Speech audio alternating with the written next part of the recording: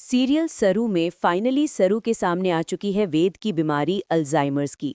जहां पे वेद का जो फोन है वो घर पर वो छोड़ जाता है। सरू जैसी इस फोन को उठाती है, डॉक्टर का कॉल जाता है और सरू हैरान हो जाती है डॉक्टर के मुंह से ये बात सुन के कि वेद को है एक बहुत गंभीर बीमारी।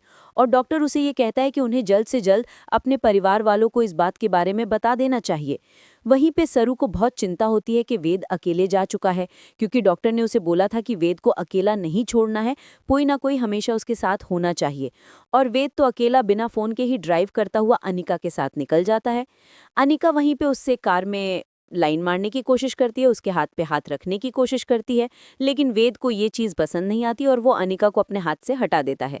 लेकिन अनिका बीच रास्ते में रुक जाती है और वेद कहीं ना कहीं निकल जाता है। अब वो पता ही नहीं पड़ता, उसको अचानक से रास्ते में उसकी याददाश्त फिर खो जाती है और उसे समझ में ही नहीं आता है वो जा कहाँ रहा है, क्या कर रहा है, क्या कर रहा है। उसे कुछ समझ में नहीं आता और अचानक से उसका हो जाता है एक रोड एक्सीडेंट। सरू को दिल दहला देने वाली फीलिंग आती है, वो तुरंत ही जाती है अपनी फ्रेंड फुल्ला के साथ में कि कहाँ है वेद। और वेद को वो जैसी रोड पे पड़ा हुआ पाती है, वो हैरान हो जाती है कि वेद के साथ आखिरकार क्या हो रहा है। तुरंत हॉस्पिटलाइज करवाती है वेद को और वेद अब ओके है दोस्तों।